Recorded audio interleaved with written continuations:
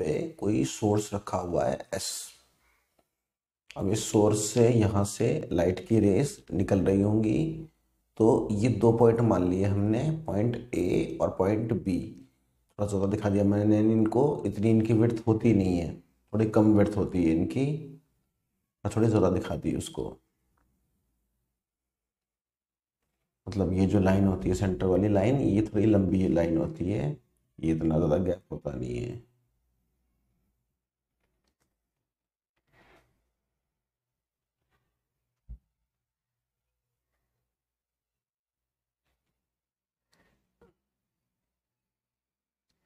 जो भी है इस तरह से, मतलब बिल्कुल छोटा सा पॉइंट होता है बस ये। तो यहाँ जो डिस्टेंस है ये सोर्स से पॉइंट ए का और पॉइंट बी का वो सेम डिस्टेंस है। जो डिस्टेंस है सोर्स का पॉइंट ए से पॉइंट बी से वो सेम है। इसीलिए पॉइंट ए और पॉइंट बी पे जो लाइट आएगी वो लाइट कैसे आएगी, सेम फेज में। इसीलिए हम एक बात और बोल सकते हैं कि ए और बी ये कैसे सोर्स हैं, ये कोहेरेंट सोर्सेज हैं। इनसे light same frequency same phase की आती है, वैसे ही ये कोहेरेंट सोर्सेज हैं यहाँ पे। अब यहाँ पे हम कोई भी पॉइंट मान सकते हैं। एक पॉइंट तो इसका सर्कल का सेंटर, इसके यहाँ पे ये है स्क्रीन, एकदम स्क्रीन का सेंटर मान सकते हैं। मान लो यहाँ पे O, तो अगर हमको यहाँ पे लाइन देखनी हो O में, तो O तक लाइन जो आ रही होगी वो कैसे आ रही होगी, तो A से लेकर के एक लाइन यहाँ पे O तक आ रही होगी, लाइट की एक रे ऐसे। जो दूसरी रे होगी वो B से आ रही होगी, वो B से वो ऐसे आ रही होगी। A वाली रे वो ऐसे आ रही होगी। तो अगर जो डिस्टेंस देखा जाए, अगर इस डिस्टेंस की बात करूं मैं, ये डिस्टेंस, तो इस डिस्टेंस को हम लिखते हैं कैपिटल वाला D। जो ये डिस्टेंस होता है टोटल A और B के बीच का डिस्टेंस, इस डिस्टेंस को लिखा जाता है स्मॉल d।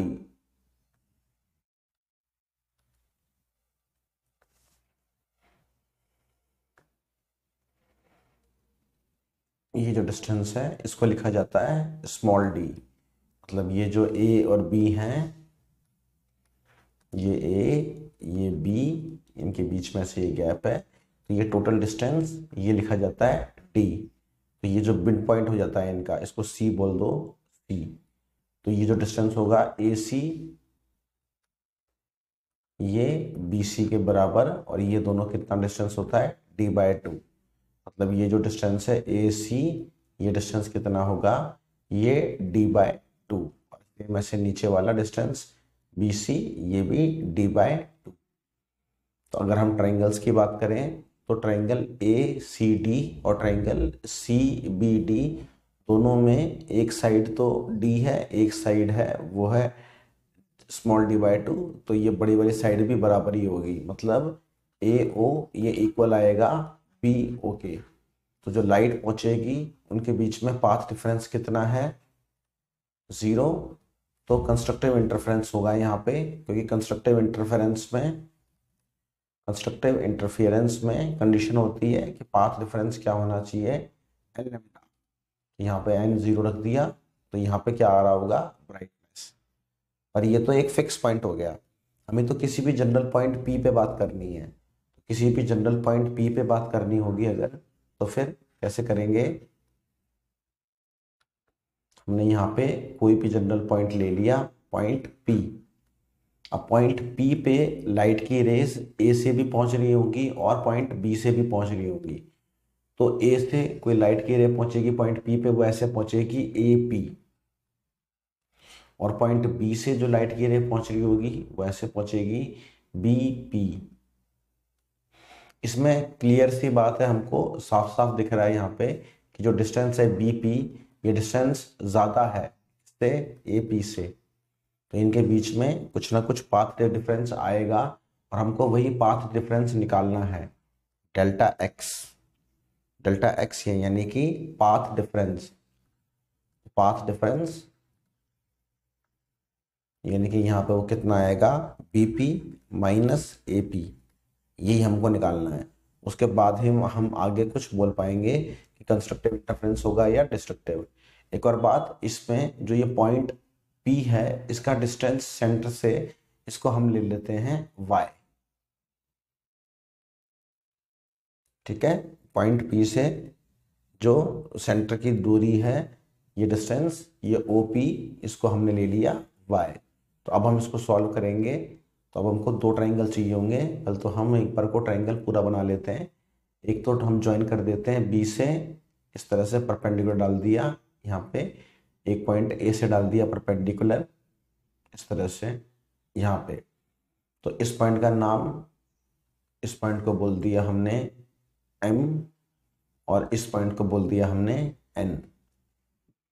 तो हमारे पास दो ट्राइंगल हो जाएंगे। एक ट्राइंगल हो जाएगा AP और M, एक ट्राइंगल तो ये, और एक ट्राइंगल हो जाएगा BN और P, दो ट्राइंगल हो जाएंगे ये। तो दोनों में बात करेंगे। तो सबसे पहले तो हम यहाँ पे बात करते हैं ऊपर वाले ट्राइंगल की।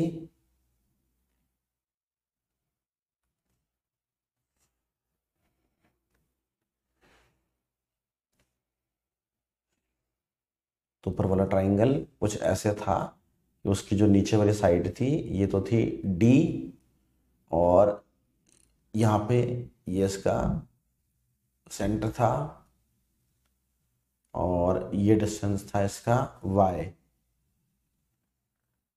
नहीं, सेंटर यहाँ पे था, सेंटर इसका यहाँ पे था, और ये डिस्टेंस ये था y, पॉइंट P का। ये पॉइंट P था, ये पॉइंट A था, और ये जो डिस्टेंस है, ये डिस्टेंस है D/2। तो अगर हम यहाँ पे AP को निकालें तो हम पाइथागोरस थ्योरम लगा सकते हैं कि ये एंगल 90 डिग्री का होगा। तो AP का स्क्वायर क्या होगा, इसका नाम रखा था अपन ने M और N, तो ये M था, तो ये हो जाता PM का स्क्वायर प्लस AM का स्क्वायर। तो AP का स्क्वायर तो हमको निकालना है PM, तो PM क्या होता, y माइनस D/2, इसका होल स्क्वायर, और AM होता कैपिटल वाला D, इसका स्क्वायर। तो AP ये हो जाता इसका रूट y माइनस D/2, इसका whole square plus D square, और इस पूरे की पावर हाफ।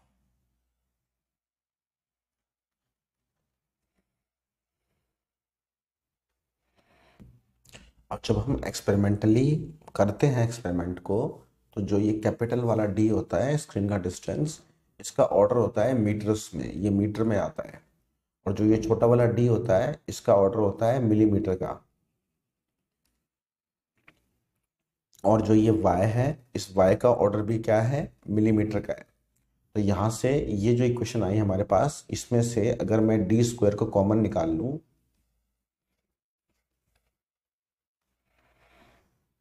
पावर हाफ है तो वो भी कॉमन आएगी। तो इस D स्क्वायर को मैंने यहाँ पे लिख लिया, तो यहाँ तो 1 आ जाएगा, और यहाँ पे आ जाएगा y माइनस D/2, इसका होल स्क्वायर अपॉन D का स्क्वायर, ब्रैकेट, और उसके पूरे के ऊपर पावर हाफ, इस तरह से। ठीक है, मैंने D स्क्वायर को कॉमन ले लिया, तो D बाहर आ गया। अब हमारे पास जो टर्म बची है AP वाली, ये बची D 1 plus y minus D/2/D, पूरे टर्म का होल स्क्वायर, और इस पूरी टर्म की पावर हाफ। अब यहाँ पे हम बाइनोमियल थ्योरम यूज कर सकते हैं। बाइनोमियल थ्योरम क्या कहती है, ये पहले भी बहुत बार यूज हो चुका है, बहुत बार बात हो चुकी है इसके बारे में। 1 प्लस एक्स इसकी पावर n, तो ये बराबर होता है 1 प्लस n इंटू एक्स के। बस कंडीशन क्या होनी चाहिए कि जो x है वो 1 से बहुत छोटा हो, बस। तो यहाँ पे हम देख सकते हैं कि जो हमारे पास में y है, ये y मिलीमीटर में है। तो ऊपर वाली जो टर्म है वो मिलीमीटर में है, जो नीचे वाली टर्म है वो मीटर में है। मीटर बटे में मिलीमीटर, ये तो बहुत बड़ा फर्क हो गया। ठीक है, तो ये बहुत छोटी टर्म हो गई 1 की तुलना में, तो 1 से टर्म बहुत छोटी है, तो इसीलिए कि AP equals to D 1 plus NX, तो ये जो पावर है बाहर वो बाहर आ जाएगी, यहाँ बचेगा y minus T by two by D पूरे का होल स्क्वायर। तो बायनोमियल का यूज करके हमने पावर बाहर निकाल ली। अब इस d को दोबारा मल्टीप्लाई कर दो तो ये क्या हो जाएगा, d प्लस यहाँ पे हो जाएगा y माइनस टी का होल स्क्वायर अपॉन में 2d। यहाँ पे वैसे d स्क्वायर आता लेकिन ये एक d मल्टीप्लाई होता तो वो एक d कट जाता इसे, तो 2d। तो ये हमारे पास फॉर्मूला आया किसका, AP का। तो अब सेम इसी तरीके से अगर मैं BP को निकालता, आपको दोबारा निकालना नहीं है, आप सिमिलरली लिख सकते हो। बस फर्क कितना पड़ता, जब ट्रायंगल बनाते B वाला तो ये फर्क पड़ता कि जो ये साइड होती ये कितनी होती, ये होती y plus D by to. बस ये फर्क पड़ता, ये डिस्टेंस d रहता तो BP की वैल्यू कितनी आती, सेम फॉर्मूले में लगा देते हम। तो यहाँ पे BP की वैल्यू ये हमारे पास आती d plus y plus D by to का होल स्क्वायर अपॉन में 2d। ये वैल्यू आती है हमारे पास BP की। तो हमारे पास AP आ गया और BP आ गया, दोनों आ गए। तो अब हम यहाँ पे पाथ डिफरेंस निकाल सकते हैं, दोनों का डिफरेंस निकाल करके।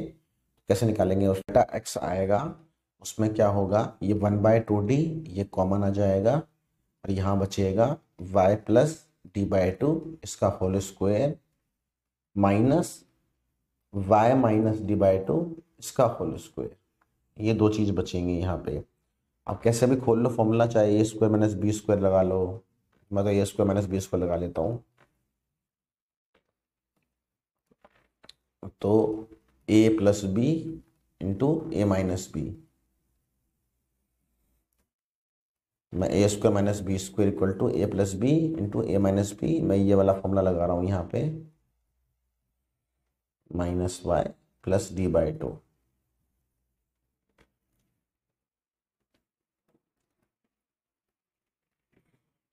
तो ये बनेगा यहाँ पे 2y और ये बनेगा यहाँ पे d। तो यहाँ से हमारे पास पाथ डिफरेंस की वैल्यू आ गई y डी बाई डी। बहुत इंपॉर्टेंट फॉर्मूला होता है ये, तरीका भी याद होना चाहिए पर कम से कम फॉर्मूला तो याद रखना पड़ेगा ऐसे ही। अभी इसके ऊपर हम बहुत काम करेंगे। डेल्टा x का मतलब यहाँ पे क्या है, पाथ डिफरेंस। पाथ डिफरेंस कितना आया, y डी बाई डी। तो हमारे पास पाथ डिफरेंस का फॉर्मूला ऐसे आ गया था y डी बाई डी के फॉर्म में।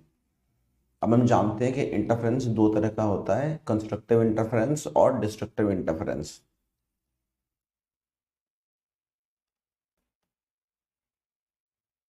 कंस्ट्रक्टिव इंटरफेरेंस के लिए जो पाथ डिफरेंस होता है वो होना चाहिए लेमडा का इंटीग्रल मल्टीपल, यानी कि n इंटू में लेमडा। n की वैल्यू 1 2 3 कुछ भी, कोई भी इंटीजर हो सकती है। यहाँ पे इंटीजर से मतलब यहाँ पे वैसे तो प्लस माइनस सब चलता है, कोई भी integer, integer I think z से लिखते होंगे।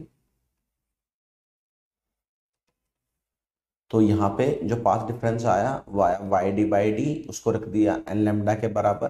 तो y की वैल्यू आ गई n times lambda D by D, यानी कि जब जब y की वैल्यू होगी 0 lambda D by D, 2 lambda D by D, 3 lambda D by D, इस तरह से, तब तब वहां पे क्या हो रहा होगा, कंस्ट्रक्टिव इंटरफेरेंस। और कंस्ट्रक्टिव इंटरफेरेंस होने का मतलब वहां पे क्या बन रहा होगा, ब्राइट स्पॉट। वहां पे ब्राइट स्पॉट या फिर आप बोल सकते हो कि ब्राइट फ्रिंज बन रही होंगी। तो जो भी ये हमारे पास में ये स्क्रीन है, जैसे ये इसका अगर सेंटर पॉइंट था O, तो यहाँ पे, यहाँ तो ब्राइट था ही सही। उसके बाद पहला डिस्टेंस मान लो ये आया लेमडा डी बाई डी, तो यहाँ पे दूसरा ब्राइट बन रहा होगा।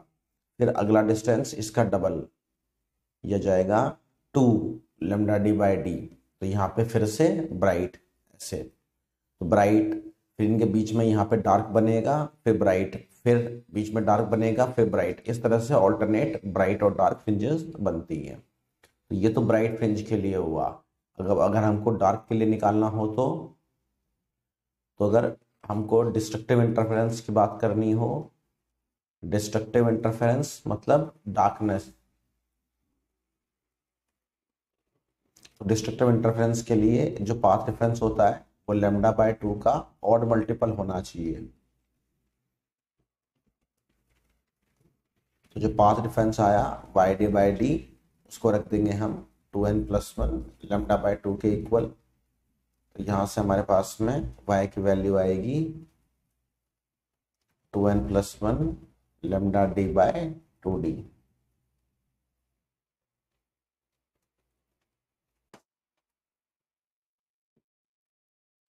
तो यहाँ से हम y की वैल्यू निकालेंगे तो आएगी 2n+1 λd/2d। यानी कि y की वैल्यू क्या क्या हो सकती है, y की वैल्यू हो सकती है λd/2d, उसके बाद 3 λd/2d,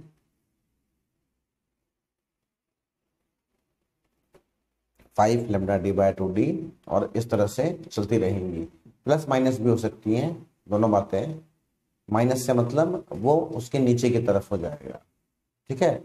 जैसे ये हमारा सेंटर था, अगर ऊपर की तरफ आ रहा है पाथ डिफरेंस मतलब ज्यादा हो रहा है, मतलब पाथ डिफरेंस पॉजिटिव भी हो सकता है और पाथ डिफरेंस नेगेटिव भी हो सकता है।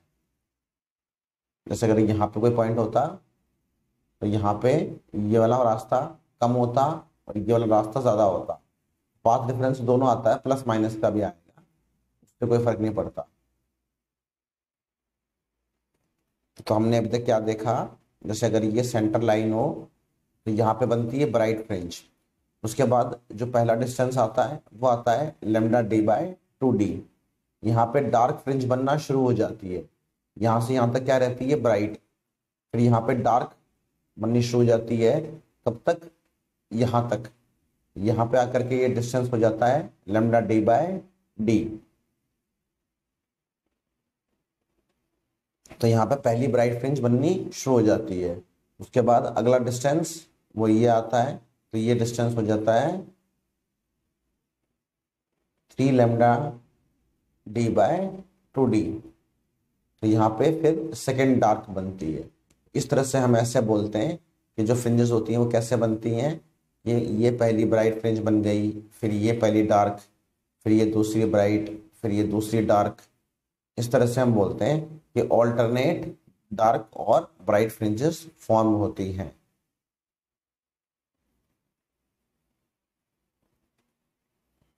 अब इसमें हमको फ्रिंज विड्थ भी निकालनी होती है। फ्रिंज विड्थ मतलब कि जो फ्रिंज बनी है, ब्राइट बनी है, डार्क बनी है, उसकी चौड़ाई कितनी है, उसकी विड्थ कितनी है। तो इसको निकालने के लिए एक बात ध्यान रखनी पड़ेगी हमको,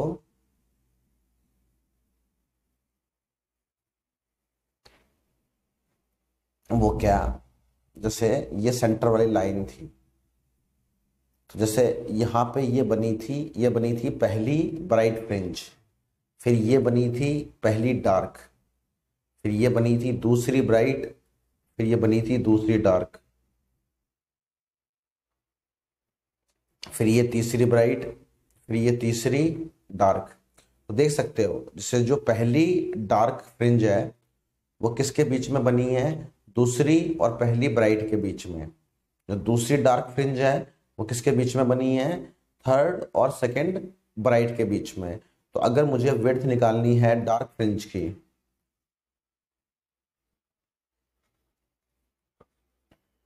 तो डार्क फ्रिंज की अगर मुझे विड्थ चाहिए, तो अगर मान लो जैसे मैं सेकंड की बात कर रहा था, तो सेकंड की विड्थ कैसे निकालता मैं, अगर मुझे सेकंड डार्क की विड्थ चाहिए होती तो क्या करता मैं थर्ड ब्राइट की विड्थ निकाल लेता टोटल ये, और उसमें से सेकंड ब्राइट वाली माइनस कर देता। तो मुझे क्या मिल जाती, मुझे विड्थ मिल जाती सेकंड डार्क की। सेकंड डार्क की मुझे विड्थ कैसे मिलती, मैं nth ब्राइट, सॉरी मैं यहाँ पे थर्ड ब्राइट में से विड्थ माइनस कर देता सेकंड ब्राइट की। तो ऐसे ही अगर मुझे फ्रिंज विड्थ चाहिए nth डार्क की, तो nth डार्क की विड्थ कैसे मिलेगी मुझे? तो मुझे मिलेगी y ऑफ n+1 और कौन सा? ब्राइट का, n+1 bright minus nth bright.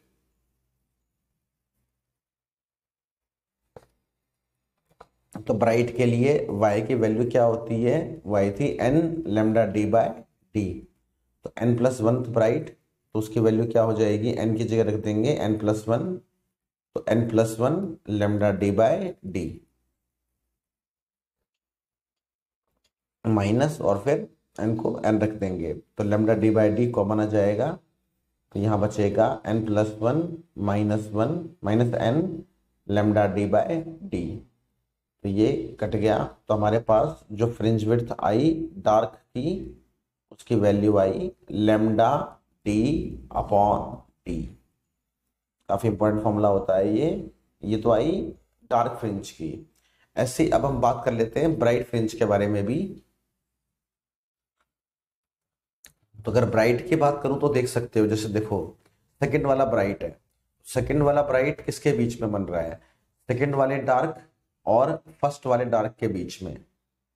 ऐसे अगर मैं थर्ड वाले ब्राइट की बात करूं B3, तो थर्ड वाला ब्राइट किसके बीच में बन रहा है? थर्ड डार्क और सेकंड डार्क के बीच में बन रहा है। तो अगर मैं बात करूं विड्थ की nth ब्राइट, तो ये किसके बराबर होगा? y n dark, nth dark minus n-1th dark.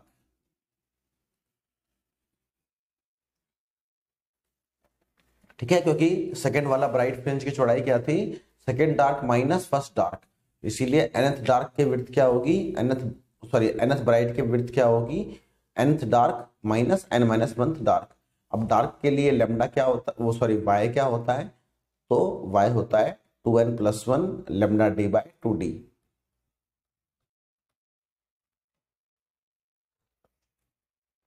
तो इसको यहां पे रख देंगे, तो हमारे पास आएगा बीटा nth, और ये किसके लिए चल रहा है? ब्राइट के लिए।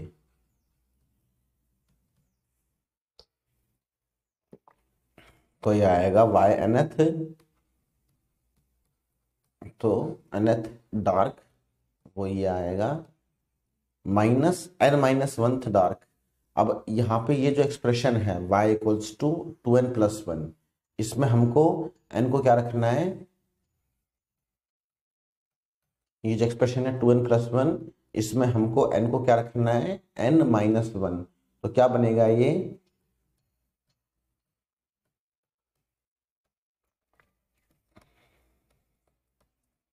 तो ये बनेगा, तो यहाँ पे ये बनेगा 2n-1 लैम्डा d/2d। ये लैम्डा d/2d ये दोनों में कॉमन है,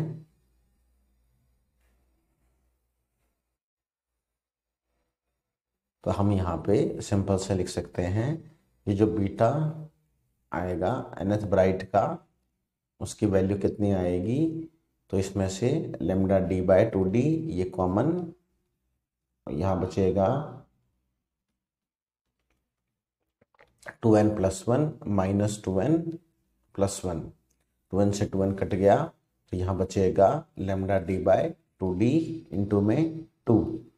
तो ये तो फॉर्मूला फिर से वही आ गया, क्या? Lambda d/d।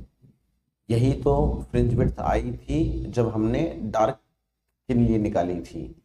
डार्क वाली जो फ्रिंज विड्थ आई थी वो भी देखो सेम आई थी, ये भी दोनों की वैल्यू सेम आई। तो इसलिए हम ये बोल सकते हैं कि YDSC में जो फ्रिंज विड्थ होती है बीटा, वो चाहे डार्क हो चाहे वो ब्राइट हो, दोनों के लिए ही वो सेम आती है, और वो आती है लैम्डा d/d। इसलिए हम बोलते हैं कि सस्टेन्ड इंटरफेरेंस, मतलब आपको अगर साफ साफ देखना है इंटरफेरेंस को, पहली बात तो लेमडा क्या होना चाहिए, कांस्टेंट, मतलब एक ही वेवलेंथ होनी चाहिए, मोनोक्रोमेटिक होना चाहिए। और यहाँ से ऑब्जर्व करने के लिए बीटा आपका ऑब्जर्वेबल हो, तो वो तभी हो सकता है जब आप डी को रखोगे मीटर में और छोटे वाले डी को रखोगे मिलीमीटर में।